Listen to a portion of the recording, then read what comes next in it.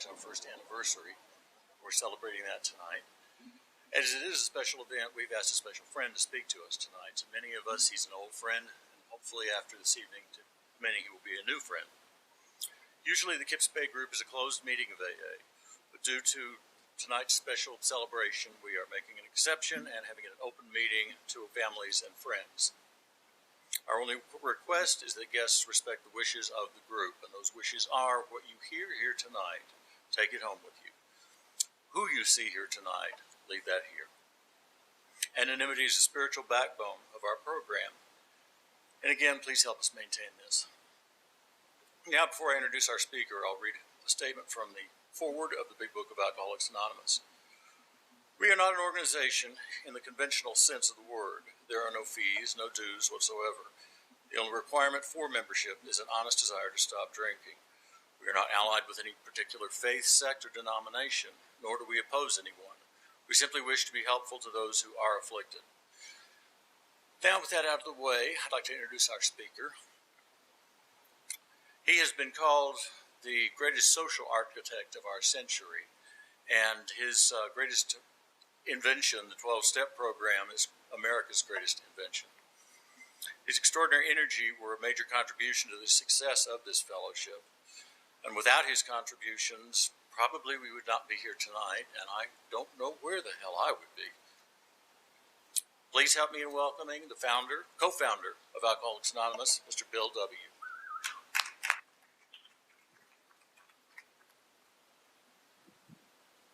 Thank you. I'm sorry if I'm late. I apologize. Some of you in the hall might be aware of the news that we received earlier today. Came as quite a blow.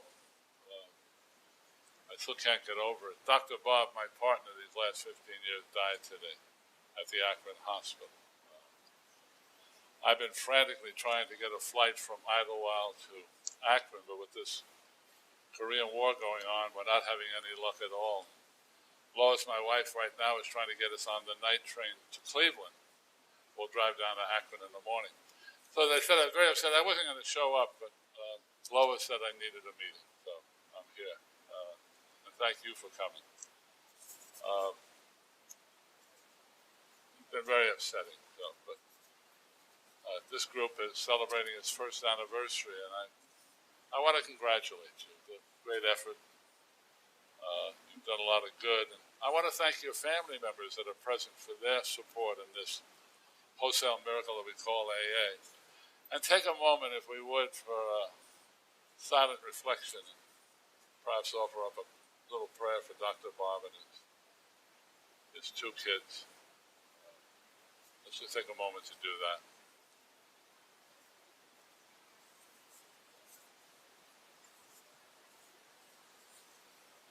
Thank you. Now, we don't make speeches in AA, we just tell stories. I had called Father Ed Dowling, a friend of mine down in St. Louis, friend of ours.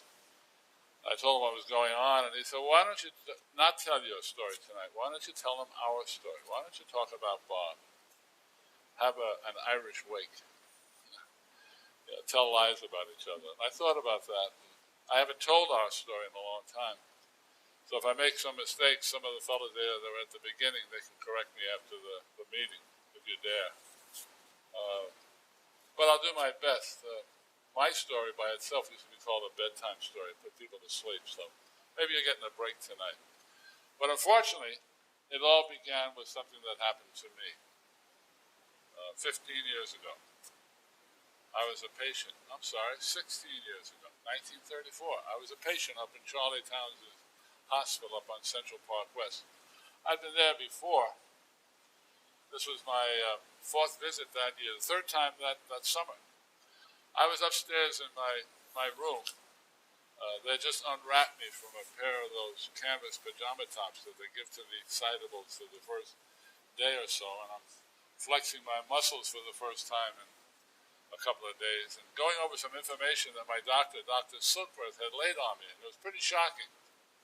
And while I'm thinking it over, for lack of a better word, he's downstairs in his office talking to Lois, and he's telling her what he just finished telling me. And that was that my drinking, which at one time had only been a habit, had finally developed into an obsession. And about the time that that occurred, my body began to develop an allergy for the very substance that I craved. It was beginning to break the body down. He said I had a disease, hard to understand, harder to treat, but a disease nevertheless. And there was absolutely no cure for it. And it was his earnest suggestion that she commit me to the Rockland State Hospital as a chronic inebriate, which you could do that, for an extended period of time, perhaps for the rest of my life. And Lois, she was devastated. Even though years of my drinking, she was devastated with this news. And she said the only thing that I was afraid to ask the doctor when he told me, she said, well, why doesn't he just stop drinking? You never met a fellow like Bill. Whenever he wants to make up his mind to do something, he can do anything. And Silky, that's what we call Dr. Silkworth, Silky said to her, well, he can't. He can't for a while. Don't get me wrong. He said, you can stop for a couple of days, a couple of weeks, maybe even a couple of months. But eventually he'll be overtaken with this obsession that maybe this time it'll be different. And of course he'll pick up a drink and Katie bar the door. It'll just get worse. No, my dear, he's going to harm himself or die from this disease. And I had thought about harming myself, believe me. Well, I'm upstairs, as I said, going over this information. Pretty startling. And instead of thinking about that, I began to think about how did I catch this disease? How do you catch alcohol? You know. And I came up with two thoughts, for lack of a better word. One was absolutely idiotic, but I'll share it with you. That was the circumstances of my birth. I thought about this quite a bit that night. I was born behind a bar. The bar in my grandmother's hotel bar up in Vermont, East Dorset, Vermont. A room right behind the door. That's what I was brought into the world. And I thought, you know, maybe some liquor spilled on me at the birth scene, and I sort of boxed my compass, and I had to follow that direction. And I thought about this, you know, idiotic. My father drank. That was one of the reasons why he up and deserted myself, my mother, and my sister and went off to Western Canada. He was a quarrier. And he went to work for the quarries there and just abandoned us. We were living at the time in Rutland, about 100 miles north of where I was born, East Dorset.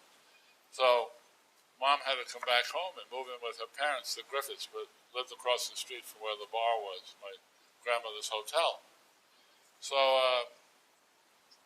within a year, after the divorce came through, and it was pretty quick because of the circumstances and some other reasons, Mom left, went off to Boston to study medicine to become a physician.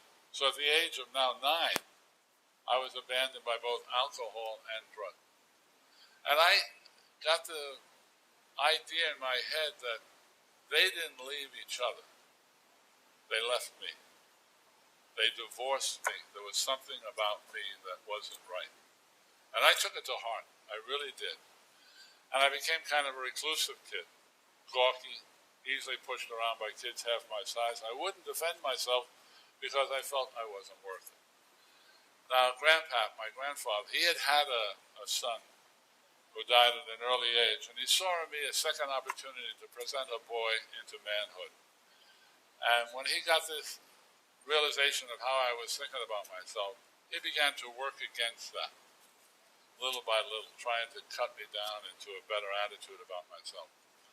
And then one day, my 12th birthday, Grandpap gave me a book on Australia. And in handing me the book, he just said, very matter-of-factly, he said, you know, Willie, the Aborigine, the Australian bushman, is the only guy that can make a return boomerang. And I, right away, a little 5-watt bulb went off in the back of my head, and I said, well, I'll make a boomerang. I'll get in the record books. I'll be the first Yankee boomerang. Now, some kids will live with an ideal for that, maybe a couple of weeks, month. Me, it became a power drive that lasted for the next 6 months. I worked on every conceivable piece of wood I could lay my hands on. Read every book that was available in the town library on aerodynamics. 12-year-old kids studying aerodynamics. The librarian sent up to Burlington to get more books from me. I read everything I could, but nothing worked. I'd fashion it, plane it, wax it, and throw it, and hit the ground like a rock. Nothing worked at all. Then finally, out of just sheer desperation, I stole the headboard from my own bed, brought it out back where we had a workshop, and right out of the center, I cut out what I thought a boomerang would look like. And I worked on that for a couple of days. And then one morning, when nobody was up and about, I came out of the house, and across the way was a church. And I took that hunk of wood, and I flung it at the church. And it went out and up, and about an inch or two away from the stained glass window, it turned around and came back. I had done it. Well, I ran into the house, and I raised Grandpap. I said, come on, I want to show you something. He threw some pants over his pajamas and came out standing barefooted on the lawn. I took that piece of wood again, and I flung it at the church, and it went out and up, and again, just missed that stained glass window. Came back, nearly took the back of his head off. But I had done it again. He wasn't upset at all. He was absolutely ecstatic. And he took me by the hand, and that morning he walked me all over that little town.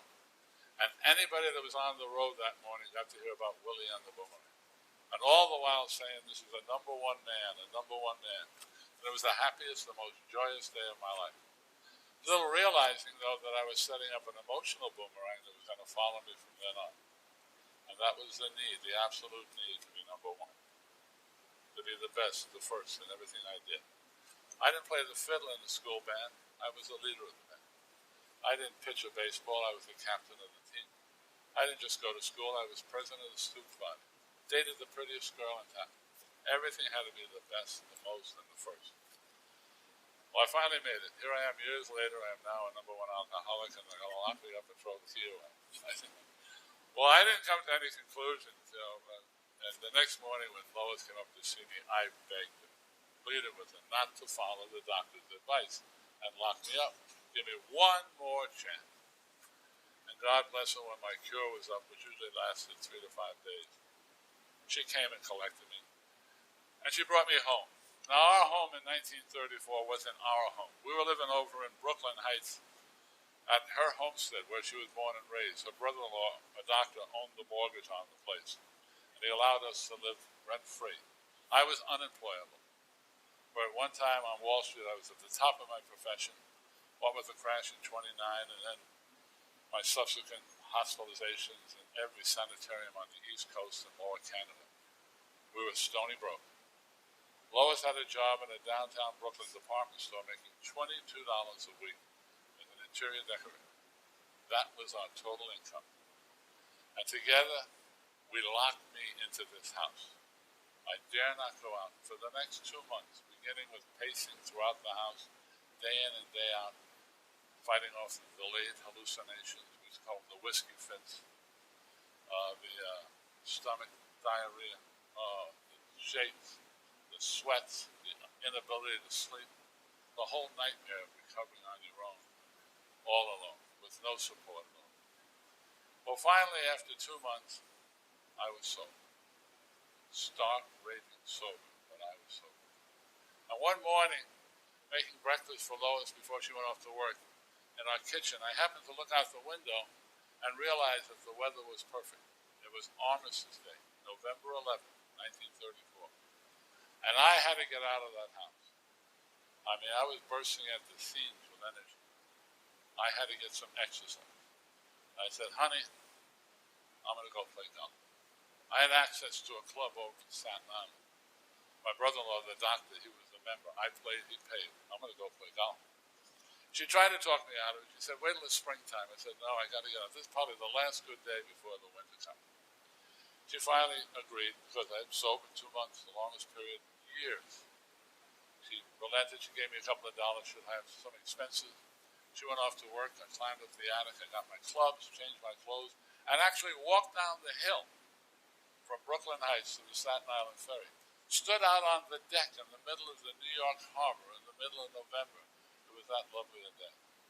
Full of, juice. I was absolutely vibrant. Alive for the first time in years. Now, on the opposite shore, we needed to board a bus to take us the 8 or 10 miles to the country club. And climbing on board, I spot a fella carrying a rifle. Now, I don't know about you, but in New York, you see a guy with a gun, you want to keep an eye on him. So I sat right behind him. And And if he made a motion with that rifle, I'd have a club out of the bag in a minute and I'd dust him off. Well, he didn't make any motion at all. Well, we went a couple of stops and I became curious and I tapped him on the shoulder. I said, "Hey, pal, where are you going with the gun?" And as it turned out, he was going to a shooting match at a gun club next door to the golf course that I was going to play on. What a small world. Now I'm from Vermont and I hunted all my life, but figured I knew everything there was about guns, and this was a captive. He wasn't going anywhere. So I applied that knowledge to him. Very receptive. He listened to every word I had to say. And then he began to tell me what he knew about rifles. Would you believe it? He knew more than I did. And I couldn't suffer that. Not me. And having been in the artillery during the First World War, I decided to talk about some really big guns. And velocity and trajectory and calibration. Before you know it, I'm number one in the conversation. And I'm beginning to get that juice back, that good feeling of being in control. When all of a sudden, the bus gets hit by a taxi cab. Went smack into the back of the bus. We climbed off, we checked the damage. Wasn't much, but it was sufficient for the driver to have to call to the garage for a replacement bus. It was still several miles from the country club. They also made arrangements to get a bus and call the police. And we waited. While waiting, I decided to practice my putting. Standing on a sidewalk that beautiful day, I'm practicing my putting. Next to a fellow standing next to me, sighting his rifle. And it dawns on me, this is absolutely absurd. Anybody driving by, where could these two nuts be going? One guy with a gun, the other guy with a golf club. And although I didn't mind being prominent, I didn't like to look stupid. And this was absolutely a stupid-looking situation. So I said to my companion, I said, don't we look silly? He said, "You ain't kidding." We're like two jerks. He said, "There's a bar across the street. Let's go over and we'll have a couple of drinks. I'll tell the driver where we're at. When the new bus arrives, we'll continue." Okay by me, so we cross over. We get to the bar. It had been a former speakeasy. I remembered it before. Now it was a bar. We're the only customers.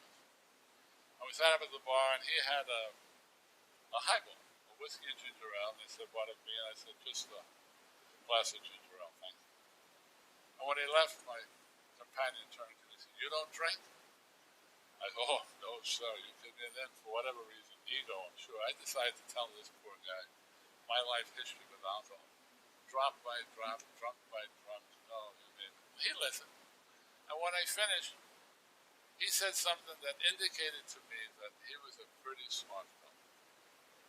He said, "Pal, you're remarkable." And that was the nicest thing anybody had to say about me in years. So I figured to be smart to know that. But I wouldn't leave it alone. I said, "What do you mean, remarkable?" He said, "Well, I know a lot of guys like you, and they're gone. They're dead, living in jail, living in the weeds, they're on work farms, or in the army, wherever they could stick it. But you seem to have gotten hold of yourself. You're truly remarkable." He said it twice. I wanted to kiss him. I needed that affirmation. I truly did. Well, the new bus arrived, and we got on board. I didn't want to let him go. I needed what he was saying to me, so I made a suggestion. I said, "Sir, what time do you start playing golf, start shooting?" He said, 2 o'clock. I didn't tee off till 1:30. It was now just going on 12. I said, "Well, why don't you join me at my club?" Forget my brother. Come to my club for some lunch. And as it turned out, when the lunch was over, there were some French doors. You go out the French doors, cross a field, he'd be shooting in 5 minutes. They said, "Fine, that'd be all right with me." So we both got off the bus at my stop, walked into the country club. We're crossing over to the dining room when there's a little bit of a manager comes running up and says, "Can I help you?" And I said, "No, we're going in for some lunch." He said, "Oh, fella, I'm sorry, the dining room is closed." We gave the staff the day off for Armistice Day. We had no idea that we'd have weather like this, or else we would stay open. We're not serving lunch today, nor supper. But we can, if you don't mind, we can prepare a sandwich for you in the club bar. The bar is open. And my companion said, "Are you sure that's not going to bother you?" I said, "No, you witnessed down the road. I go to the bar." So we entered this bar. And again, the only customer. We sat at the bar.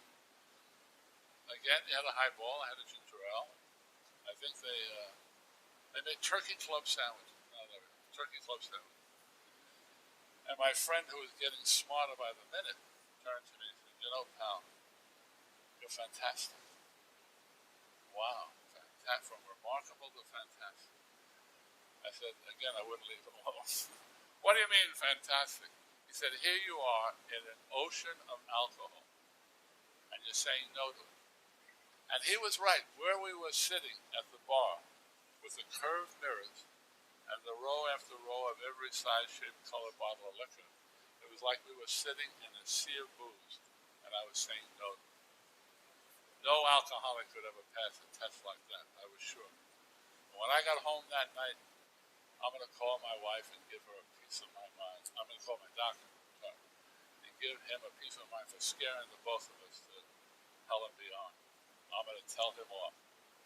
Well, we ate our sandwiches, drank our drinks, and even made arrangements, he and I, to meet in the city the following week to discuss a business opportunity. And I was back in Main Street the first day out of the house. Wait till I tell Lois. By the time came to leave, I signaled to the bartender to give me a check so I could sign it so my brother-in-law wouldn't have a problem paying for it. And I gave a nice generous tip. We were gathering up our belongings. When the bartender came back, in his hands were two mixed drinks, two highballs. He said, here, gentlemen, these drinks are on the house in celebration of Armistice Day. Without a moment's hesitation, I reached over, I picked up the drink, and I drank it down. Then turning to my future business partner, well, he wasn't smart looking anymore, take my word. He had the dumbest expression I've ever seen on him.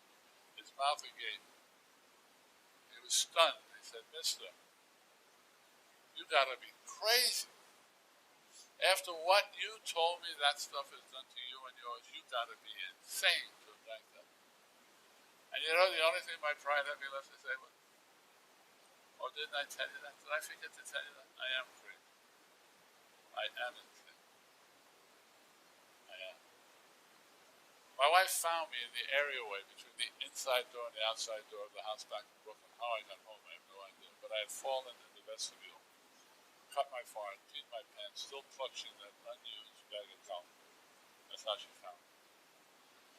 And the next morning when I woke up, realized what had happened, I knew that I was an alcoholic, that I'd be one for the rest of my life, and when they pulled the grass over my head, I'd be a dead alcoholic, and there was absolutely nothing I could do about that.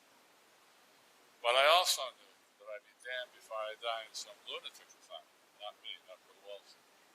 And that morning, I made up my mind to drink myself to death, or perhaps get the Dutch courage to take my life. I tried it before and always backed off at the last minute. There was no going back. It was this or an insane asylum. And from that day on, I begged, borrowed, to my eternal shame, stole the $1 it took to get 3 pints of bathtub gin brought around to my back door by my bosom. Stole from my wife's purse. Sitting in my kitchen, drinking myself off the planet every day, writing angry letters to Franklin Delano Roosevelt, of all people, telling what a lousy job he was doing. Letters, by the way, he never replied to, which is typical for a Democrat, but that's another meeting. I won't go into it here. It was over. My life was over. I could care less what had happened. Lois gave up on me. Where I fell down is where I woke up in the morning. She went on with her life without me being present. It was over. Then one morning, I hadn't started to drink yet. I was too sick from the night before. I got a phone call. Hey, Bill, it's Ebby. Can I come over to see you? And my heart soared. My old drinking pal. Hadn't seen him in a long time. Wow, I hated to drink alone. Come on over, Ebby. We'll have a party. He and I have been on so many drunks together. We can reminisce for hours. So I'll be right there. And then I did something heroic for a man of my nature. I took out of hiding the 1 pint of gin that I kept in the downstairs bathroom behind the toilet for emergency. Nothing in the house. I scrounged around the cupboards in the kitchen to find something to cut it with because he could never drink that stuff straight. He had a sour stomach. I found a can of pineapple juice. And while I'm stirring this slop, I remembered something that my wife had told me about Ebby. She wasn't a fan of his, but apparently she heard that he had had a motor accident a while back. He had driven his car into somebody's kitchen up north where he was from. And he rolled the window down and the wreck. There was a lady doing dishes by the sink, and he said, "Hey, lady, can you get me a cup of coffee?" The first drive-in experience I ever heard of was Ebby in his car accident. I got to ask him about that because his family was political up in Albany, in that part of the country, and in my town of Manchester, East Dorset, Vermont. I got to ask him, how did he get out of that mess? That's a doozy. Went out along the way, there was a knock on the door, and I opened it up, and I took one look at him, and I knew he had changed. Immediately, I knew something had changed in this guy. Well, first of all, he was clean. And what I mean clean is had it been blocked, his suit sponged and pressed, had a shirt and tie on, shoes polished, clean shaven, clear-eyed. Now, my costume for the period, there were enough mirrors in that house that I could always see myself, was an old, torn undershirt, some baggy trousers, house slippers, a size and a half too big, so you couldn't walk in them, or you'd walk out of them. I had a shuffle whenever I moved around.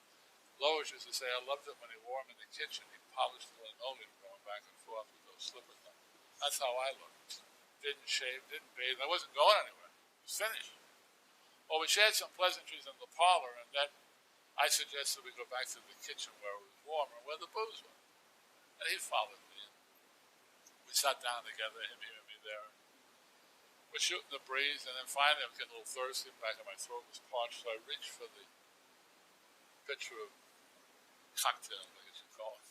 Slop, I call it today. But anyway, I began to pour it, and he reached over and he grabbed my wrist and he said, "No, thanks. You don't want to drink?" He said, "No, I'm not drinking today." Wow, I had never, ever seen him turn down a drink. So I asked, I said, "What's gotten into you?" "Well, Bill, I guess you could say I got religion." "Oh, my God. I've let a religious nut. That's the change. This guy is a religious nut. I'm going to have to listen to some rantings and ravings." Then I realized, wait a minute, he didn't bring a jug with him, so this was all mine. I don't care about the pineapple juice. So I poured myself a drink. I drank it down. And my mother said, "Always be polite to a guest in your house." So I said to him, "Okay, pal, what kind of religion have you got?" He said, "Bill, I guess you could say I got the religion of common sense." I struggled a bit. I never heard of Our Lady of a Common Sense. What are you talking about, common sense? He said, "Bill, I don't know if you realize how much of a hold liquor had on me." I did my best act. I said, "You, Abby, why, I had no idea." I think it was worse than I was. And then I realized when I said that, I can't ask him about Albany. What happened up there? You know, I have to let it go because that will tip him off. I know he's in trouble. They say, "Oh, yeah, Bill." I was in Judge's chambers up home. They were getting ready to send me to Brattleboro for an extended period. My family is fed up. But after hearing, friends of mine, they were friends of mine also, and a perfect stranger who was a stranger to me, came to my rescue. The stranger went up to the judge and said, "Your Honor, give him to us. We think we can straighten him out." They're members of this Oxford groups. Have you ever heard of them? And I had. I used to read the paper every day, drunk or sober. I read the paper from back to front. Nothing else to do in the house when you're locked in there. And every once in a while, usually in the society columns, you'd read about this bunch of swells over on Park Avenue, jerking people to Jesus under the name of the Oxford group. Well, I said, "I know all about them." He said, "Well, I know nothing about them." I knew nothing about them, but I've been with them now for almost 3 months, and I haven't had a drink. But what's more important, I haven't had the desire to have it. I took certain ideas peculiar to those people. I put it to work on my drinking problem, and it's doing the trick. "Well, you're in for a penny, you're in for a pound." I said, "Well, I could always learn. What are the ideas?" You know, he said, "Well, number one, Bill, I had to get honest with myself for the first time in my life. Take a really good look at what booze was doing. Hey, the unexamined life is not worth living." I had no argument with that idea.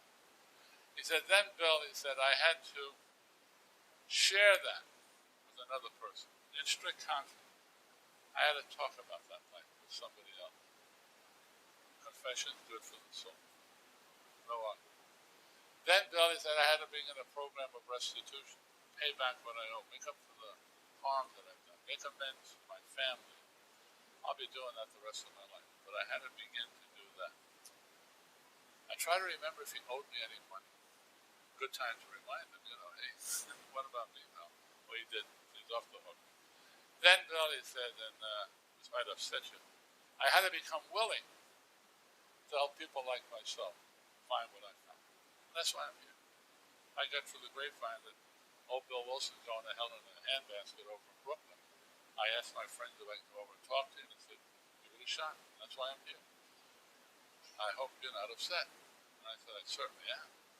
You kidding me? You had no right to talk about me that way. Listen, this depression isn't going to last forever. I'll get back to Wall Street. I'll get on top again. Don't worry about me. I'm still married, living in a nice house. I'll get back. I'll do fine. You have no right bringing me into that kind of a conversation. Okay, he said, I'm sorry. I'll leave. He said, but I got one other thing that they do that I have to pass on to you. And you got the full picture. I said, what's that? And he said, this is going to bother you more than anything I've said so far. So what is it? He said, I had to scrape up some God, some higher power to give me the help to do that. I had to ask God for help. I got up and I said, get out. Get out of my house, my brother-in-law's house. The idea of coming here and telling me about this, what a waste of a human being. Get out of here. And he left. I went back to drinking. So much for a pleasant afternoon. And drink I did for the next couple of days. But I developed another obsession. I became obsessed with the idea that he's sober and I'm still drunk. And if one of us is going to get sober, it should be me first. I'm first. I'm number one.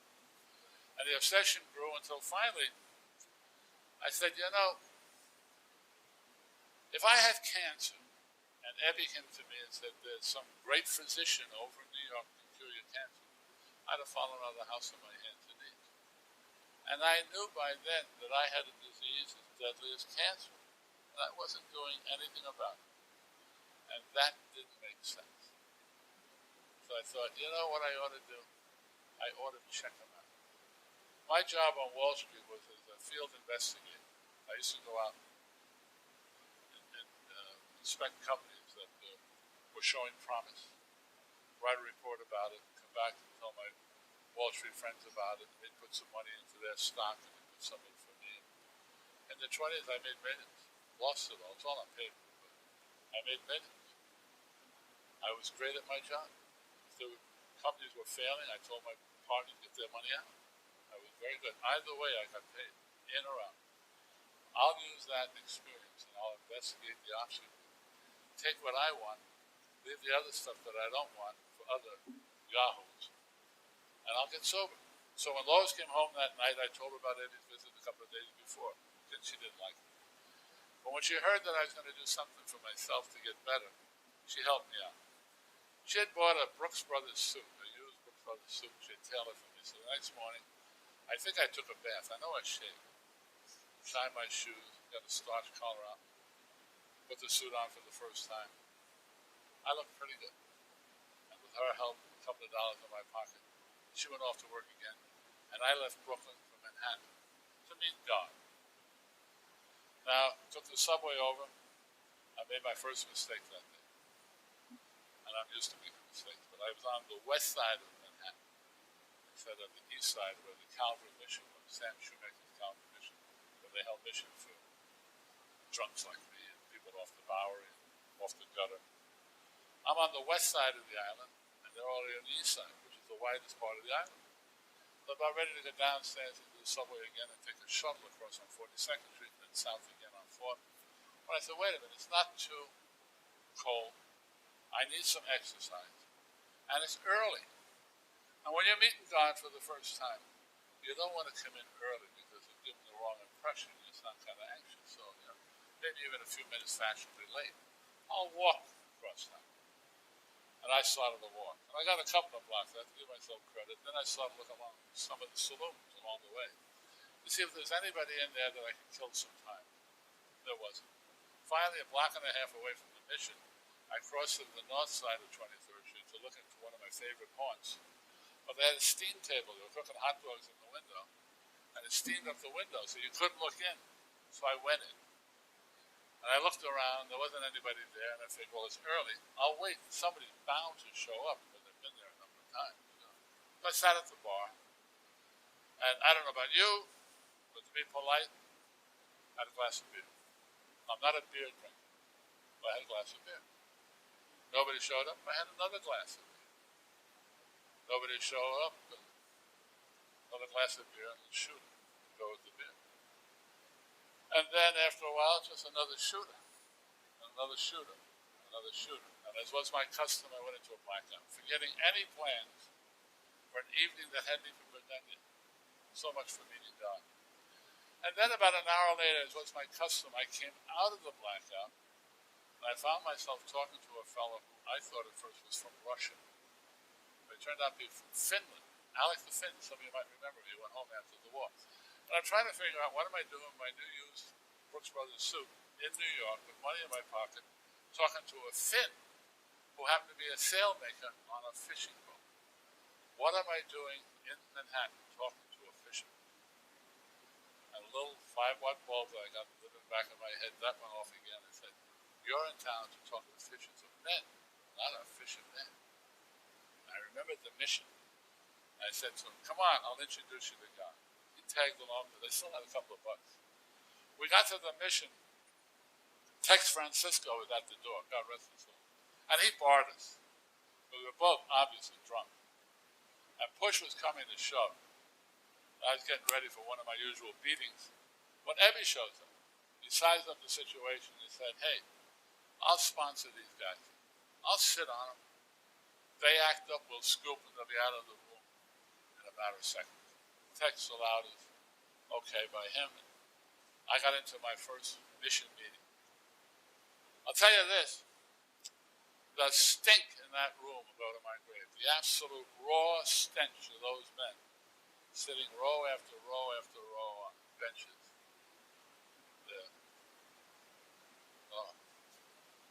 Vomit soap, urine soap, wine soap. Their body weight's still an integral part of their body. I mean, he puts me right smack in the middle of this crowd of bums. My new used Brooks Brothers suit. Lois will never get the stink out of it. And he says to both of us, sit here, shut up, I'll be right back. And up front they had these big, gigantic pots of beans boiling. And the coffee makers, that wasn't coffee, it was the chicory. Erzatz coffee, and a mountain of white bread. And he goes, takes 2 tin plates, and he throws some beans, and he throws the bread on top, fills up the cups with the chicken, he brings it back, shoves it under my nose, and said, eat this, it'll make you feel better. How I didn't vomit in the plate, I have no idea. But I started to nibble, and I discovered that I was ravenous, absolutely ravenous. And before you know it, I'm wiping the plate clean with the piece of the bread that's left. Finish the coffee, and I'm handing it up, and I'm extolling to everybody. This is the greatest meal I've ever gotten in my life. And they're going, shh, the meeting's going on. Shh, be quiet, be quiet. No? What a great place. And as kids say today, I began to mellow out to the room and I went into another blackout. But what happened to me later on was related to me the next morning by Ebby back in Brooklyn. But it seems that night, somewhere during the meeting, I stood up, grabbed the Finn by the back of the neck, we came forward and accepted Christ. Next thing you know, I'm jerking them to Jesus. It's some old camp songs from my childhood from the Chautauqua that my grandfather used to bring me to. And they're clapping for me, and I'm clapping for them. We're all on the glory road. And I'm gonzo. I'm completely obliterated. When he told me that, I knew I could never go back to Manhattan again. Just the idea of some drunk coming and saying, boy, you were great at the mission the other night. I'd have died of shame. I didn't believe a word of that stuff. Here I was, screaming to high heaven. Oh, I knew then that I was psychotic, and they're going to throw a net over me, and they're going to bring me to the booby hatch, and my life is over. I can't go out of here again. Well, all Ebby says, you had me fooled. I thought you had the message. I thought it was there, but hey, call me if you need me. Lois had already left, absolutely furious at the way I came home, and I went to meet God and come back drunker than ever been. And I'm now really in a deep depression, morbid, absolutely morbid. I'm walking around the house, and I realized, though, after a while, something happened that morning that had never happened before in all the years I was married. I came home, or that morning when Lois was going to work, I returned money to her that I hadn't spent the night before. And if you knew me and my drinking, I never came home with money. I couldn't go buy a bar when I was drinking if I had a dime in my pocket. I had to spend it. I came home only for money. something happened at that meeting that changed that. And I said, wow, if they can do that for you drunk, imagine what they can do for you sober. That's it. I'll get sober. And I'll check them out again. Getting sober was very simple. Charlie Townsend's hospital, 3 to 5 days. My brother-in-law always paid the bill. I'll go over to Charlie's, get sober, and then go check the oxygen. So I got dressed and I headed out from Manhattan again. But this time, I realized, if you're going to get sober, you should get drunk first. I mean, no sense going into that place with a hangover. It's wasting a lot of money. If I didn't have any money, I had given it all back to my wife. I had a nickel and a penny. Needed a nickel for the subway, and you couldn't get drunk in Brooklyn in 1934 on a penny. 2 cents maybe, not a penny. So I mooshed around Brooklyn Heights, get some credit, and actually was on Lois's tick. I got 3 quarts of beer. Drank one right away. Tried to give one away to a guy on the subway. He wouldn't take it. I finished that. That left me with the one bottle, staggering into Townsend's hospital. I spot Silky talking to a nurse in the lobby, and I say, "Hey, Doc, I found the cure." I'm talking about the oxygen group. He sees the bottle of beer in my hand. I see you have, Bill. Go to your room. I'll talk to you later. So I went up, got undressed in my room. I've been in that joint so often, I kind of had my own room. Got undressed, finished the beer, went to bed. Now, 3 days later, I'm still in that bed, free of alcohol, free of sedatives, full of remorse, self-pity, self-hatred, anger, resentment, fear, the whole gamut. Because I'm awfully drunk. Realizing now, sober, I have no intention of checking out the oxygen. I don't believe a word of that stuff. Now, this is my state of mind, really depressed. When I look up and standing in the doorway is Eddie. And I said, wow, here's a guy that practices what he preaches. I'd heard the nurses giving a report that afternoon talking about how cold it was outside. It was snowing. And here's that guy come out of that cold and out of that snow. Wow. He came over the bed. He looked down at me and he said, "Gee, pal, I'm sorry to see you back in this joint. I thought you had it the other day, but hey, if there's anything I can do for you, give me a call and come right over." And he turned to go and I said, "Wait a minute, pal. What's that neat little formula you've got that you've been using that keeps you sober?" "Oh, it's simple. You get honest, you talk it over with somebody else. Make up for the harm you've done. Try to help other people and ask whatever God you can scrape up with the strength to do that." I mentioned the God word. I said, yeah, I forgot. I still gagged. "Thanks. Hit the road. I don't need it." And he left. Now, they used to leave you alone in that joint. You don't bother them, they're not going to bother you. My room was around the corner from the nurse's station. I wasn't in the community. I was by myself in my room. And I'm laying there in this hospital room, realizing again that I've done a terrible thing. Gotten drunk, broken everybody's heart. And I started to sink into a depression, which again, I'm no stranger to all my life. And I thought of all the broken vows, the broken promises, and the missed opportunities, the shattered dreams, the history of sanitariums and hospitals, sick, vomiting, coming home naked. Absolute horror of my life. Didn't help. I kept sinking into this damn depression, no matter how self-honesty I practiced, how much self-honesty I practiced. It was over. But then it got so bad, I found myself at the bottom of a pit in my mind, a deep, dark pit, and I couldn't get out. Couldn't get out.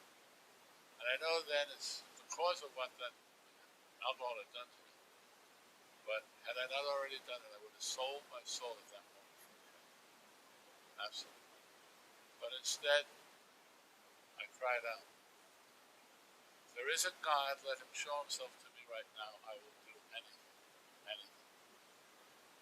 And the room I was in lit up in an intense white light, and I got caught up in an ecstasy that even today I can't describe. In my mind's eye, it was like I was on a mountain, and a wind, not of air, but of spirit flowed through me. And it burst upon me instantly that I was a free man. The obsession to drink, the thought that preceded all thought in my mind. Eventually, the light and the ecstasy subsided, and And I found myself back in that hospital room in a different state of consciousness, just in absolute joy, absolute pure joy. And all I could say was, so this is the God of the preachers. This is what they've been talking about all these years that I didn't buy into. Now, I've got one of these inquiring rational minds. You know, I'm a curse. And I began to realize that I was undergoing a profound hallucination. That this was a slide into alcohol psychosis, into a wet brain from alcohol. I was dying. And I became frightened. And I got up and I went out and I got the nurse to go get Dr. Silver. Bring the doctor, I have to talk to him. It was late, and she saw my anxiety, and she went and she walked me to a man. He came to my room in his bathrobe and pajamas. And earlier that afternoon, he had walked by my room without even saying hello. He lost the good nature of this man. He knew you were lost. He looked in, but he just kept walking. But he came again that night, and he sat alongside my bed. And as best I could, I described to him what I've just told you. And he listened. He didn't enter any conversation with me. He just listened to what I had to say. And finally, I don't know where I got the courage. I said, am I crazy? Am I truly insane? This is the end. He took for a, honest to God, from my point of view, it was an eternity. But finally, brow furrowed, you could see he was thinking. And he shook his head. He said, no, my boy. He said, I've never witnessed what you've described, but I've read about it in books. And it does sober up drunks. You better hang on to it. It's all you got. He said, I saw you this afternoon, and you broke my heart. I couldn't talk to him. I had to walk by. You were dead. But I could see something's happened. Hang on to it. It's all you got. You're not free. And he left, and I slept like a pig. And the next morning, Abby showed up, and I told him what had happened. And he said, I'll be right back. And he left, and within an hour, he came back with a book by Dr. William James, called The Variety of Religious Experience. He said, read this, and you'll find out what happened to you last night. The toughest book I ever read in my life. I devoured it. And in it I found people like myself that had these sudden, illuminating experiences that altered the course of their life. 1 minute they're on the road to perdition, the next minute they're on the glory path. And his own experiences in that book. I said, wow, this is the scientific evidence. These people have these sudden, blinding, illuminating experiences that change them. Conversion experience. But then he went on to describe another variety of experience, which he called the educational variety, which is gradual. People undergo the same profound change, but over the period of time, in union with people like themselves, in a community like themselves. They undergo the same change. They get out of their negative life force into a positive life. And that's what happened to me. And all I can say is, but why? I wasn't deserving. I was a bum. Why did I get this break? What was it that Evie did or said that put me on the road to this place right now? And that's when I came up with an analogy, and I'll share it with you, and I hope you can identify. My drinking had so isolated me that I used to liken it to being inside a cave of loneliness and isolation.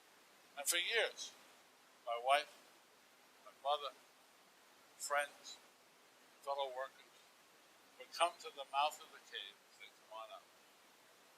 Come out. And I couldn't. I wanted to. There's no music in that cave. I wanted to get out of it. I couldn't get out. And then one day, Evie showed up. But having been a captive in a similar cave, he didn't stand outside. He entered my cave.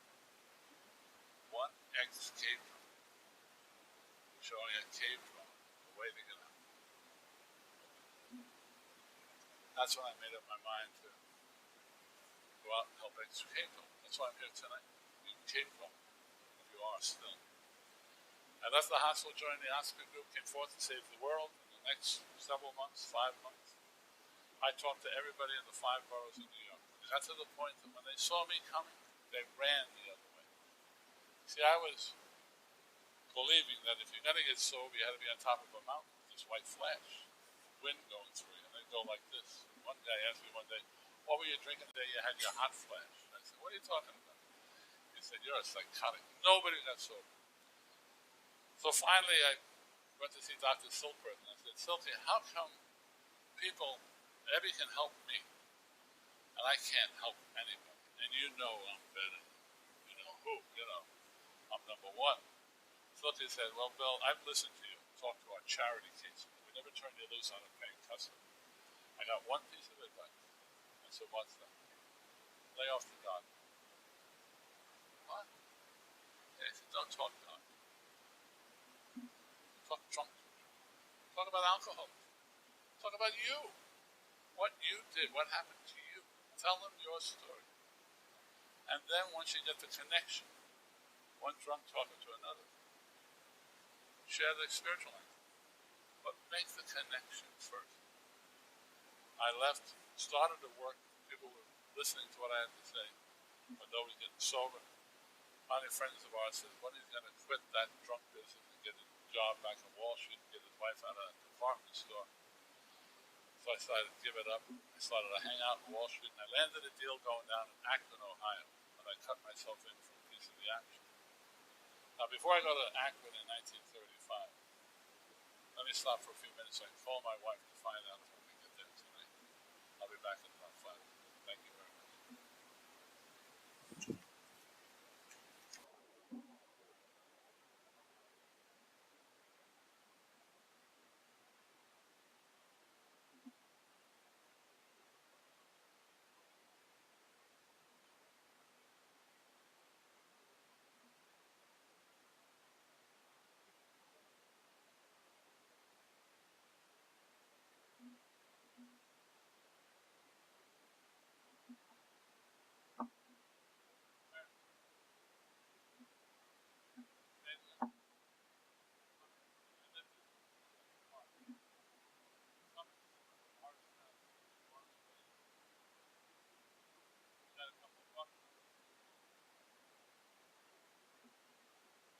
I know it well.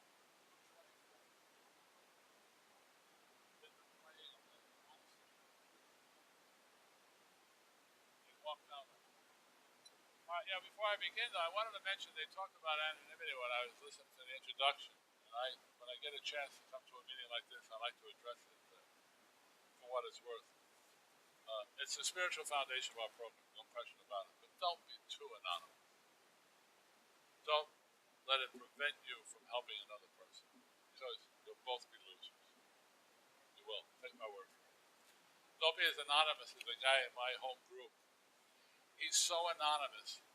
His sponsor doesn't know he's in the program. I mean, this is how deep this guy is. So you don't want to get that deep. Akron in 1935 was a city divided unto itself. Headquarters of the 3 major tire companies, Goodyear, Goodrich, and Firestone. I went out with some investors to take over a small rubber machine company that did business with all 3 of those. We were going to do it by proxy, but it failed. Some outfit from Chicago came in, they had some inside information, they won. And I was really downcast. I mean, I had a lot bet on it. I was going to be made president of the new company. We got it. And my investors, they decided to go back to New York. I had nothing to go back to, no job. And I said, let me hang around. My bill at the Mayflower Hotel had been paid forward. Let me hang around here for a couple of days and see if there was any malfeasance or misfeasance, anything illegal done by the winning party. And we can sue them. So they said, if you want to hang out in the sun, go right ahead. No skin off our nose. And that's how I found myself the day before Mother's Day, 1935, May of 1935, pacing up and down the lobby of the Mayflower Hotel, waiting for Monday when the library opens. Didn't know a soul in town, not a soul. After a while, there was a bar at one end of the hotel up a few steps, and the desk clerk at the opposite end, about a block along the lobby. And after a while of pacing, I found myself standing outside of the bar. listening to the sounds that bars make, the ice cubes, the jukebox, the cash register, the laughter. I mean, I was listening so hard I probably could have heard the smoke from the cigarettes. I was listening, and I said, you have nothing to do with money. Why don't you go and have a glass of ginger ale? Strike up a conversation, kill some time. As soon as I said that, I remembered Staten Island. I said, ginger ale, your foot, you want to get drunk. And that scared me. I had $10 in my pocket. $10, 1935, king for a day. Believe me. So I got frightened and I went away from the bar and I began pacing. And I said, if this can happen, I'm almost 6 months without a drink. What's going on? What's been keeping me sober? And that's what I realized. Working with drunks, trying to help them. And although I had no scalps on my belt, none of them got sober. It kept me sober. And I said, I don't need a drink. I need a drunk. I need him more than he needs me. Didn't know a soul in town. So I'm back to pacing. Couldn't go in the bar and ask them to beat me up. Went back to pacing. After a while, I found myself standing in the center of the lobby of the hotel, studying a church directory. And all of a sudden, down in the bottom right-hand corner, said the Reverend Walter Tunks. I said, I'll play this hunch. Growing up in Vermont, when we took a hike in the woods, we took a tunk. That's what we called it. I'll call this guy Tunks. A few boulders out here was a 10 strike. I got the #1 fan, a member, too, of the Oxford. All I said to him is, my name is Bill Wilson. I'm a rum hound from New York. I'd like to hook up with a drunk. I think he can help. Now, at first he thought I wanted to get drunk with him. He said, I can take you guys on one at a time, but I'm not going to double team. When I explained to him what I wanted to do with the drunk, he said, well, that's pretty noble, but I can't help him. I don't know any. And if I did, I couldn't break that confidence. But I'll tell you what I'll do. I'll give you the names of members of the Oxford group. Maybe they can scare one up. They gave me 10 names. I went and I cashed one of my dollars, my $10. I got 20 nickels. Went back to the phone booth. I went through 9 numbers in a matter of about 5 minutes. They were either not home, they didn't answer, hung up on me, or they couldn't help me. Down to the last number, I fearfully dropped the nickel in, dialed the number, and I caught a man. He answered the phone, who was packing his bag, getting ready to leave town for the weekend. He was already late, and I was slowing him down more. I told him what I wanted, and he said, I don't know who told you to call me. I don't know when he's drunk. I can't help you. He was about ready to hang up, and he said, wait a minute, write this number down. He gave me the name and the number, Henrietta Cyberly, and the number out on Portage Path north of the city. And when I finished and I recognized the name, my gut hit the bottom of the telephone booth. Because Henrietta Cyberly, that's got to be Frank Cyberly's wife, the guy that started Goodyear. I knew him. When I was on top in New York in some of the clubs, he was another club member. I knew him on a first-name basis, Frank Cyberly, multi-millionaire. I can't call him up, tell him, hey, it's Bill Wilson, I'm a drunk now, do you know when you're drunk? I just couldn't do it. But the longer I sat in that booth, the more I realized if I don't, I'm dead meat in that bar. I dropped the nickel in. The woman answered. I told her who and what I was, what I wanted. She said, you get right over. You come right over. She gave me the address. I jumped in the cab. Went out to Portage Path to the Cyberling estate. I met Henrietta. Henry we called her. She wasn't Frank's wife, first of all. But she wasn't living in the mansion. She was living at the gatehouse right by the entrance to the mansion. She only recently moved back to that house so her kids could have access to their farm. She was going through a divorce situation with her husband who was chasing some socialite back in New York.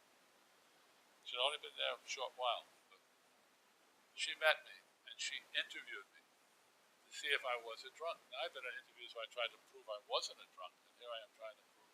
Well, she heard half of one story. She said, you'll do fine.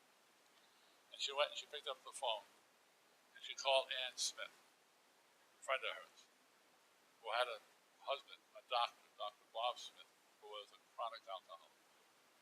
And she said, Ann, get Bob over here. I got somebody that can help him.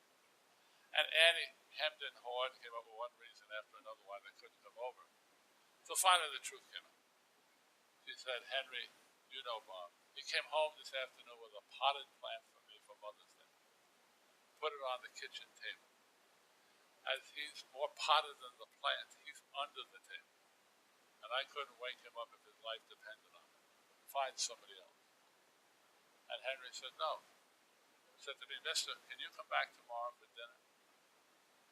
I said, sure, I had nothing to do. Why not? Free dinner. I said, yeah, 5 o'clock. And 5 o'clock, no excuses. I'll see you tomorrow. I got back to the hotel, got through that day, and the next day, no problem. Actually walked out the next day out to the Cyberlink estate. It was a beautiful day. And at 5 o'clock, on the dot, I met Bob Smith, the young boy Smitty, and Ann. He was a mess. And apparently on the way out, he said to Annie, he said, I'll give this mug 15 minutes. I don't need some jerk from New York to come and tell me about alcohol. He knew everything there was about alcohol. He knew it, studied it. Whatever he could find on it, he read it. Didn't help him, but he knew a lot about it. So I'll give him 15 minutes. We went in to sit down to eat, and he started to shake so badly, the food was going all over the place. I took pity on him, and I asked the hostess to put our plates in the oven. We'll eat later. And they had a little room right next to the dining room with these pocket doors that opened up, and you could go in. It was a quiet reading room that Henry had to use for a quiet time. Very devout member of the Oxford. So they closed the door behind us, and Bob sat, we were knees together, this tiny room. He's looking at me, and I'm looking at him. I remember what Dr. Silkworth had told me. And I said the only honest thing I could say that day. I said, Doctor, I need your help. And he was taken aback. He said, what do you mean, need my help? I said, I'm an alcoholic. If I talk to you today, I won't get drunk. And I began to talk to him.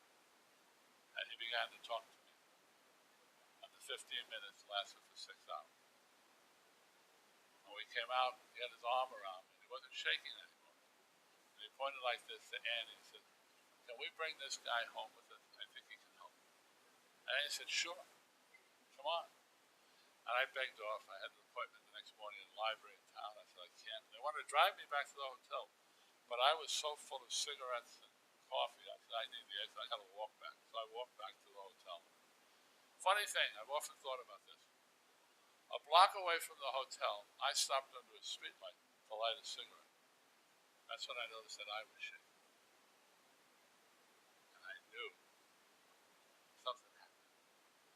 A few days later, I moved in with them. And I can tell you now, the love, compassion, the beauty, the goodness of those people. I mean, it was the most hallowed home that I've ever been in my life. The love that was in that house, even with a drunken father and a drunken husband. They put me up in the boys' room. He was made to sleep in with his sister. Every morning after breakfast, the three of us, Ann, myself, and Bob, would go upstairs in one of the rooms after breakfast and pray. Me praying.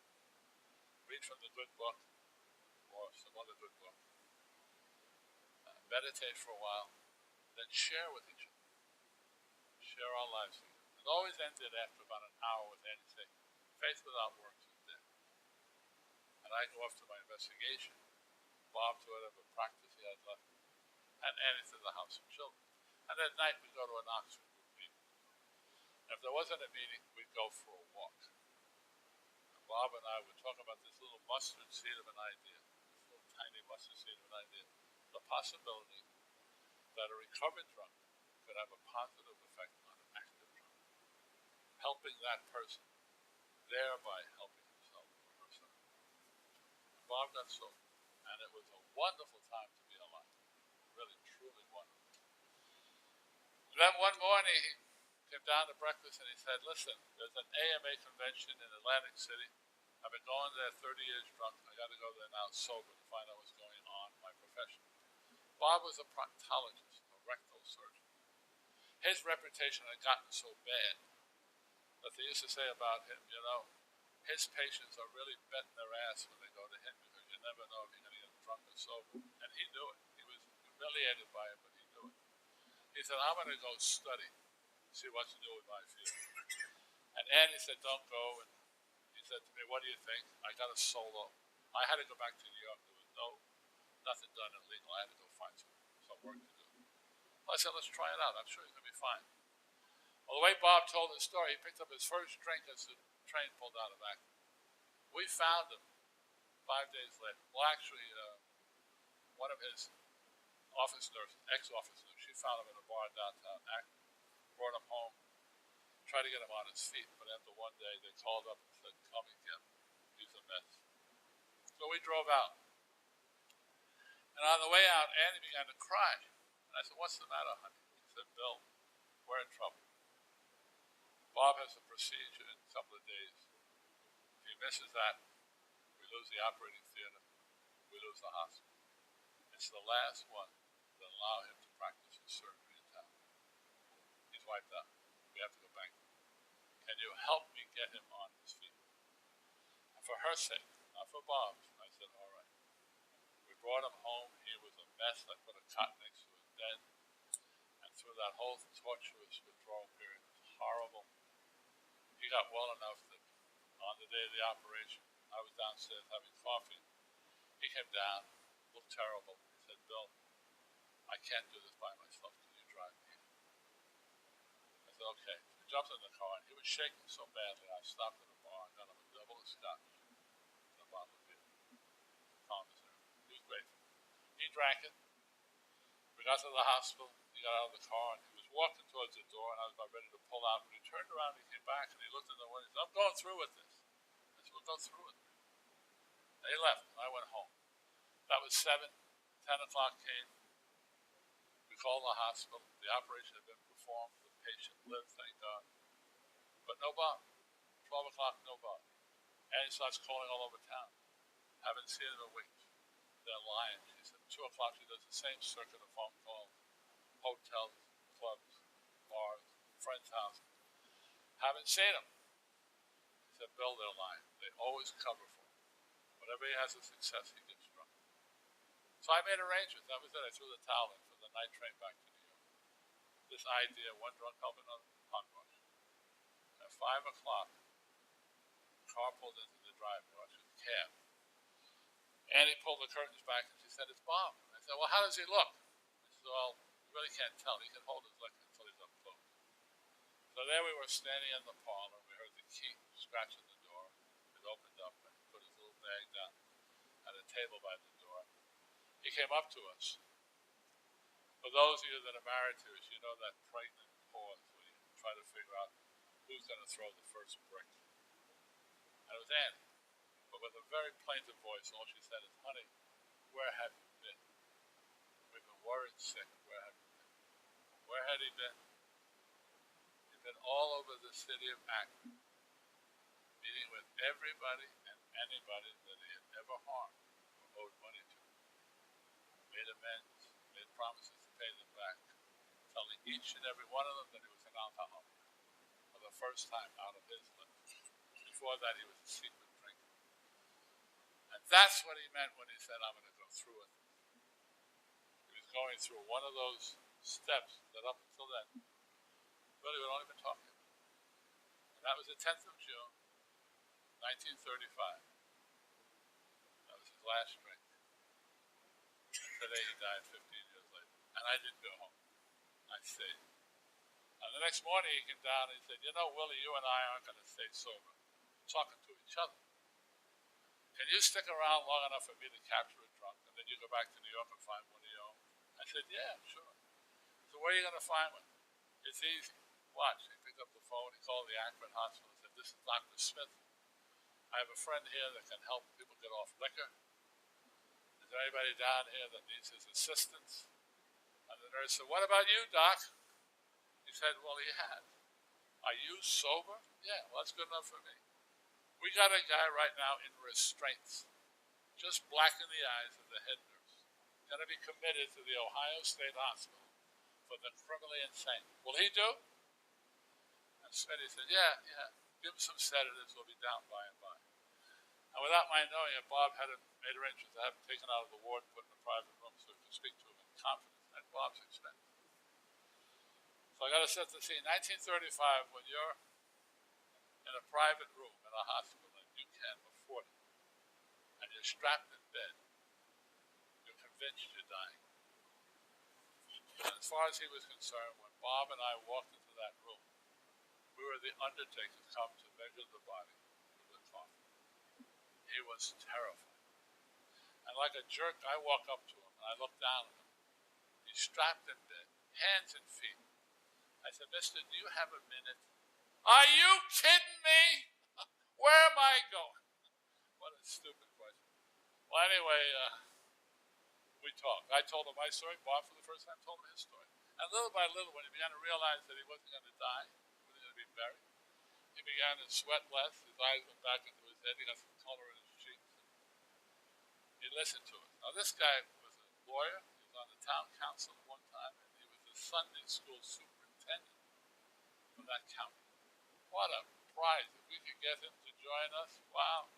We'd put him on the cover of Life magazine. Oh, this is going to be great. So I said to him, "Well, you heard our story. You want to join us?" He said, "No. Thanks a lot.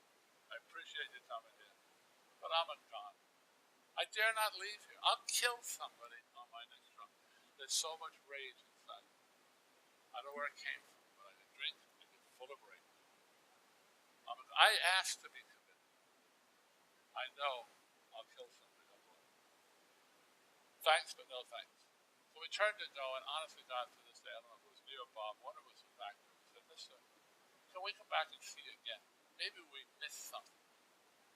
Maybe we screwed up something. Can we come back and talk to you?" "Oh, please do," he said. "You know how lonely this drying out is. They hate us here. They hate the sight of us, the sound of us, the smell of us. They don't come near you 1 minute of the day.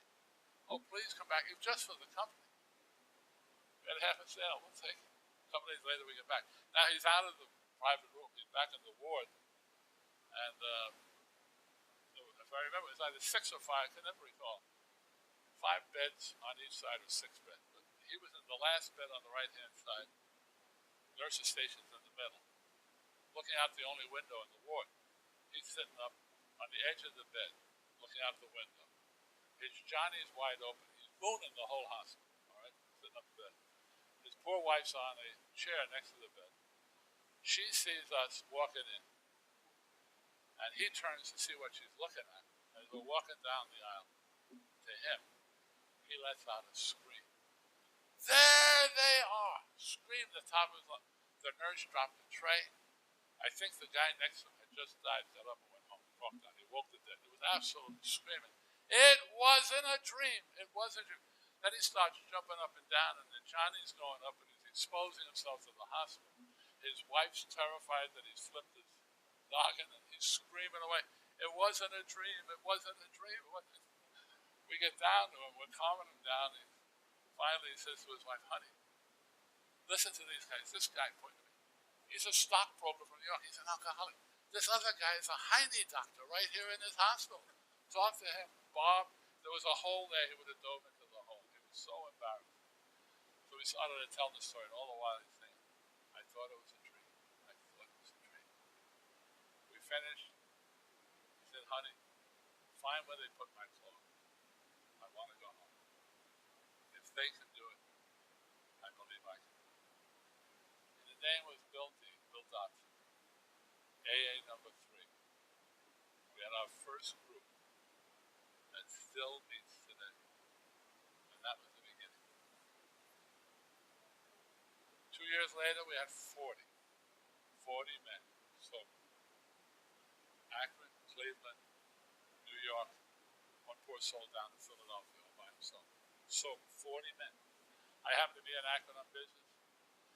After the meeting, the Akron, Oxford group meeting, went back to Bob's house. 6 months was the criteria. We listed 40 names. Bob dropped the pencil on the paper, on the pad on the table, and said, "Bill, at the rate we're going, we'll have 1,000 by the year 2000. We need to kick this out of retail into wholesale. Take this list back to New York. Show it to your friends on Wall Street. Get them to invest in us, and we'll open up 40 hospitals, put a drunk in each hospital. They can teach the staff how to get sober. And we'll get this thing rolling." Good idea. We're back to New York. Showed my friends what we were doing. They told me to go to hell.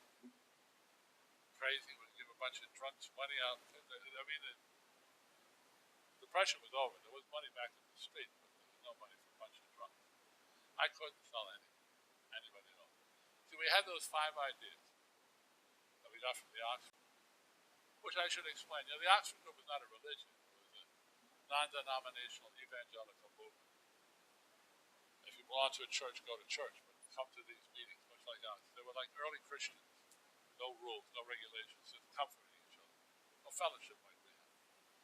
We had their 5 suggestions that Eddie passed on to me. We invented our first AA step, which is that we're powerless over liquor, that it made our lives unmanageable. That was our 6 steps that we had.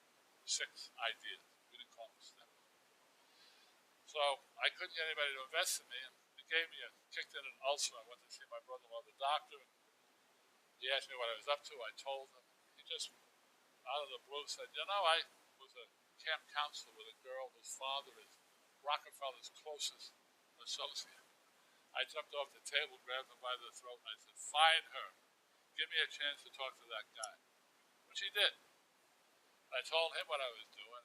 Rockefeller was really against drinking. He's the guy that started Prohibition. So anything that would help stop it. Primitive Baptist, lovely man. He said, listen, check these guys out. So they actually went out and interviewed all 40 drunks. He came back, and the associate, my son-in-law's girlfriend's father, he wrote the report of what they found, these 40 drunks. Myself, we were all interviewed. And they gave the report to Mr. Rockefeller, and his associate stood over his desk while he read it. And we needed money.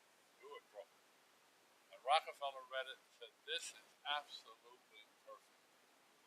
Absolutely. But I beg you, please, don't ask me to give these guys money. It'll kill it. Kill it then. We're that close to the brass ring. It was over. No money. But the last meeting with the foundation people, Rockefeller Foundation, one of the lads said, you want to make a lot of money? Write a book. They'll sell millions of them. You got the cure for the worst curse of mankind. Write a book. This book over here.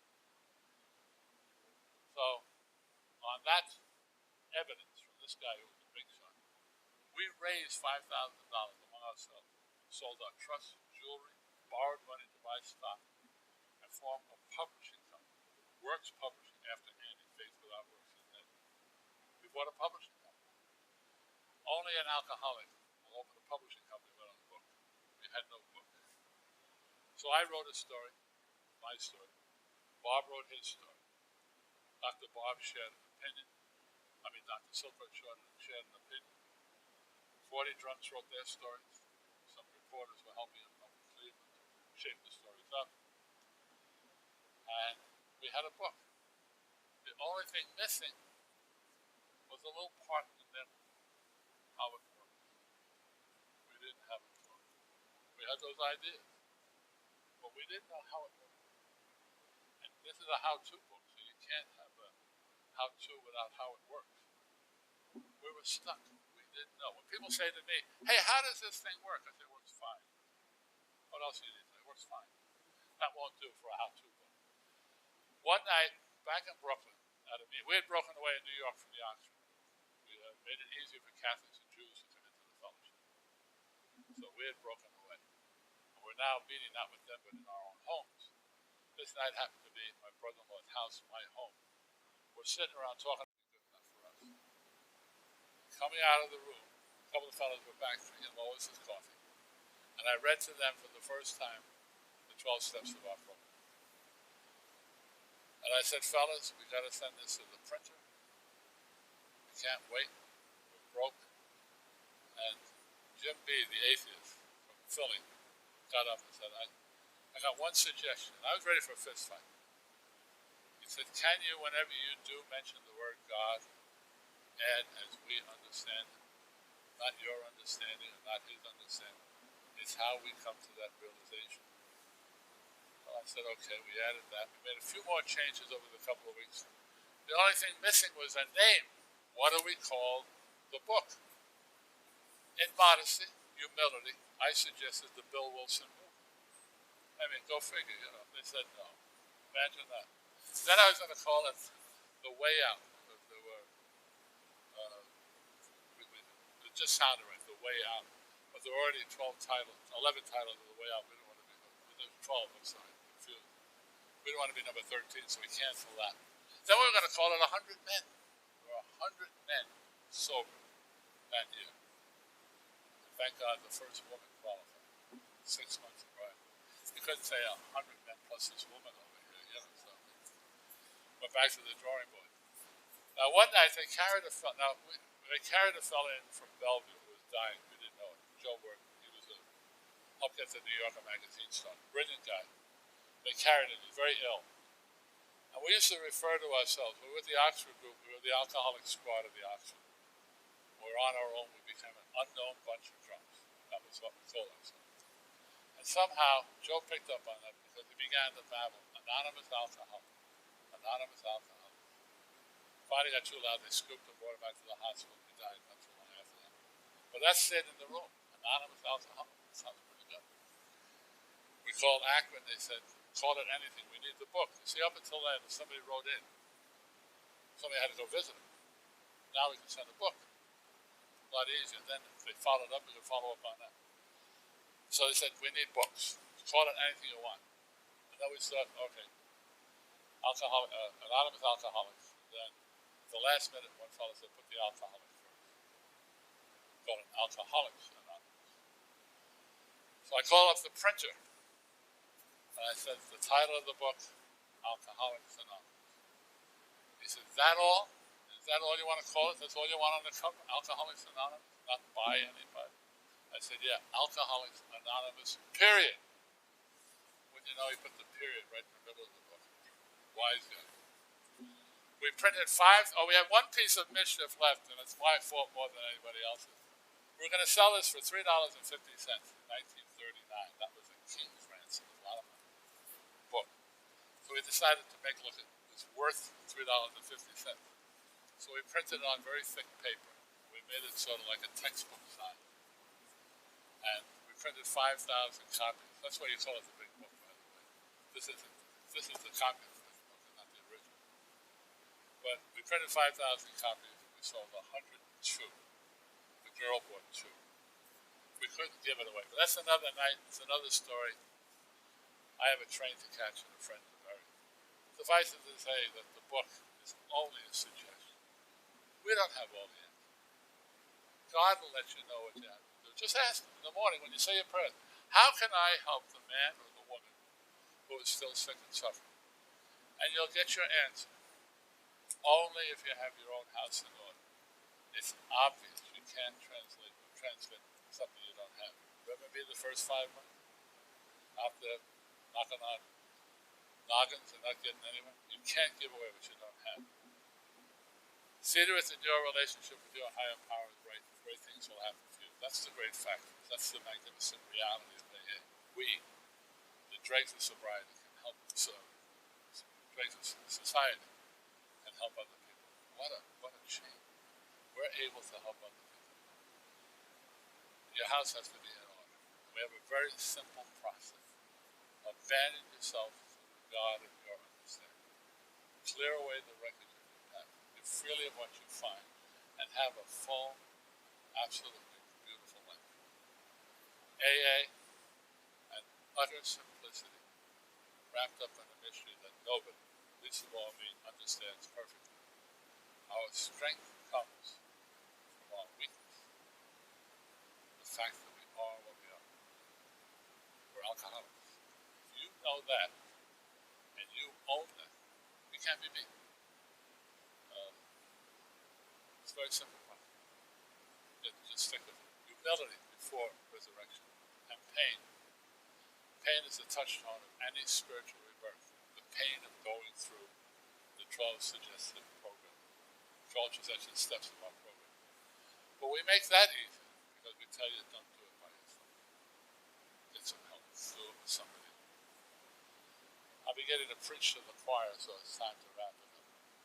This group is celebrating its first anniversary. Congratulations. It's wonderful. A year of sobriety is absolutely splendid. But I beg you, don't depend upon that for the needs of today. The art of life, believe me, is to take it a day at a time.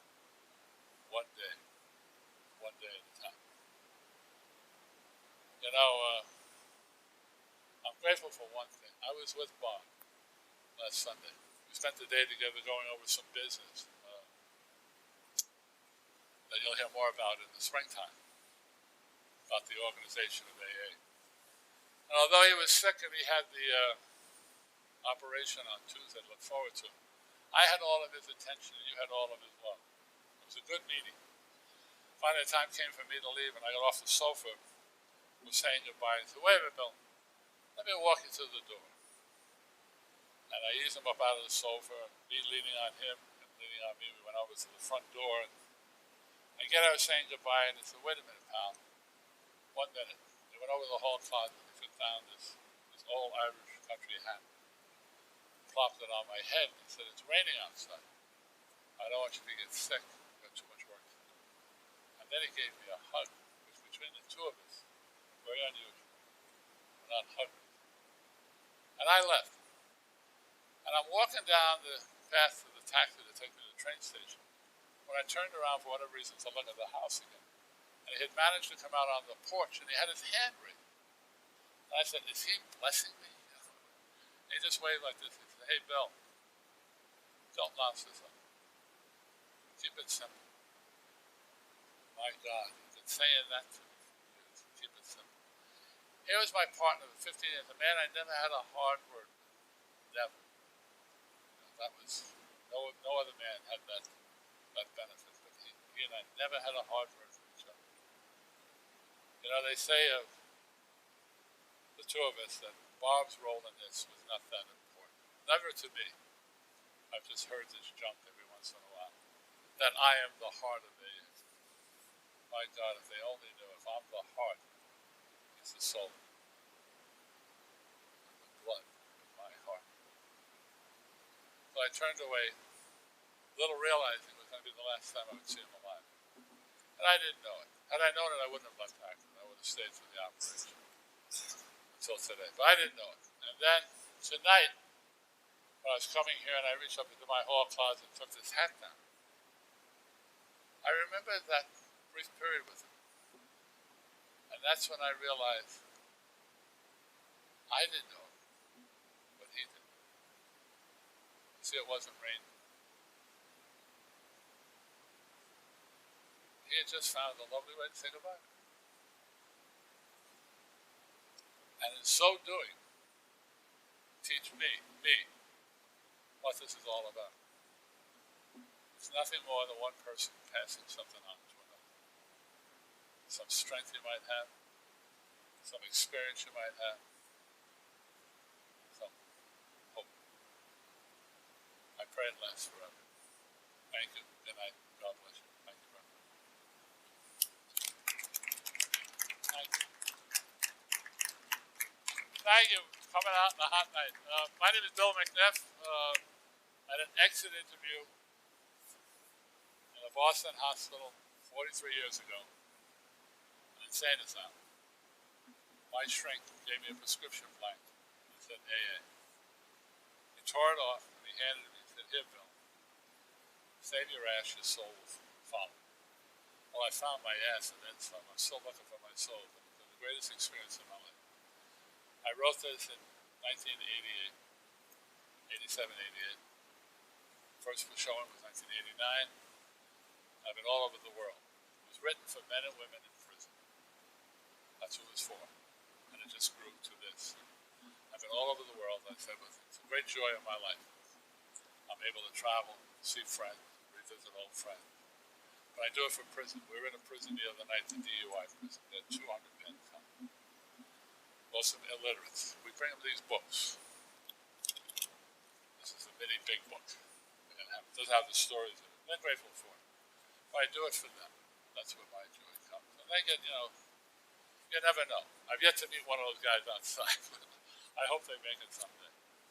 But they all love this story at the end of it. They come up and say, some unfortunately think I'm Bill Wilson when I'm doing it. They come up and say, "Please tell Bob's wife who passed away, please tell her that we're sorry for her loss." Well, that's okay. I don't correct them. but it's a great joy. We buy these books for dirt. When I do this play, don't worry, this crowd's not big. I ask for people to put some money in Bob's hat before they leave the coin. So it costs us $1.25. We buy them by the thousand. We get them for 89 cents, but by the time we pay the freight, it's a little bit over $1. And then we mail them out to anybody who requests it. We give them out in prison. Otherwise, if you would, or if there's anybody here who wants to do this, I'll give you the script. Spend a couple of days, you can do it. Because I'm almost 80. I started when I was 55, so you can imagine I haven't got that many legs left. So tonight, though, if you would, say a prayer that this continues to be seen by the people that need it the most, those people in prison. My greatest performance of this play was done in a prison in Owen Sound, Canada, to 4 men in a locked cell. 2 illiterates that were native Canadians, addicted to gasoline, huffing. The other 2 full-blown alcoholics that couldn't read. And this was the big book. And it was the most joyous experience of my life. So if somebody wants to do this, it'll happen to you too. I even think a girl can do it if they want to. Get up and tell this story from a different point of view. So thank you for coming. God bless you and have a safe drive. Those are the prescription blanks that Bob used to give out for his patients that you got when he came in. Treasure. And that prayer was on his desk for years. Thank you and good night. God bless you.